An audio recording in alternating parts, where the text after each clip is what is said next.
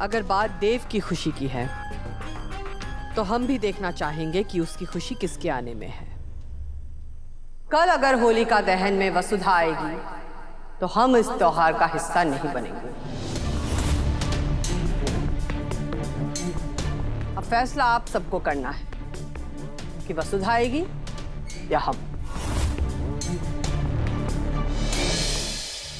तूने एक माँ से उसका बेटा छीना है।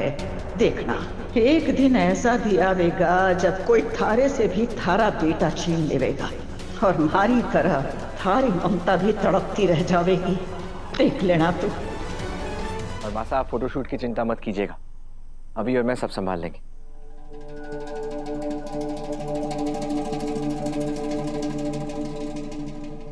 एक दिन ऐसा भी आवेगा जब कोई थारे से भी थारा बेटा छीन लेवेगा। नहीं, हमसे हमारे बेटे को कोई नहीं छीन सकता, वसुधा भी नहीं।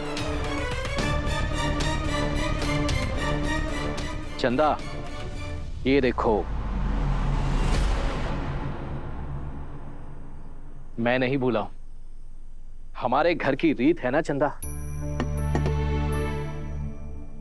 छोटी होली के दिन घर की लक्ष्मी को सुहाग और श्रृंगार की निशानियां दी जाती है। और इस साल तो हमारे घर दो दो नई बहुएं आई हैं।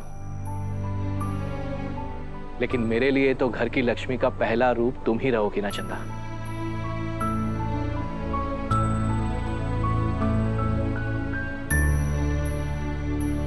चंदा, कल से होली का त्योहार शुरू हो रहा है। अगर तुम रूठी रहोगी तो परिवार में कोई खुश नहीं रह पाएगा। चंदा, तुमने हमेशा परिवार को खुद से आगे रखा है और कल का होलिका दहन का त्योहार हम पूरी रीत रिवाज के साथ मनाते हैं ना। कल की पवित्र अग्नि में तुम्हारी शिकायतें, तुम्हारा गुस्सा जल जाने दो ना चंदा। क्या हम पहले की तरह खुश नहीं रह सकते?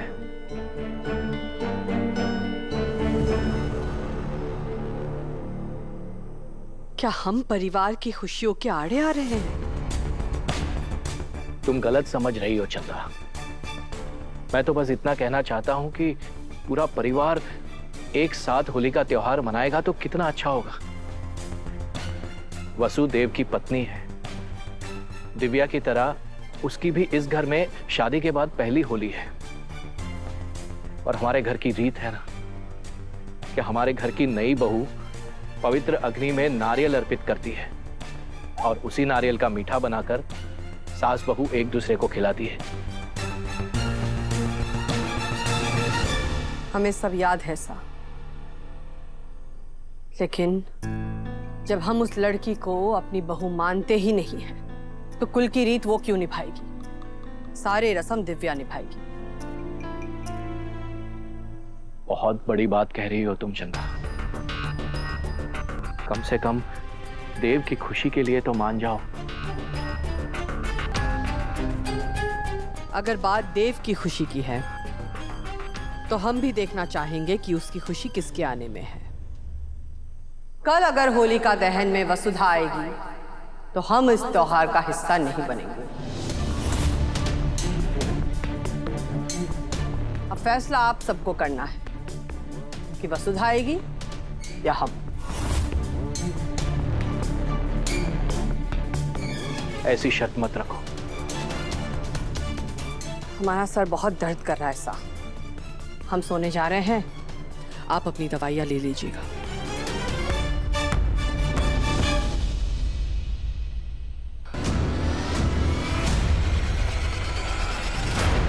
मैं भी मासा से बात करता हूँ।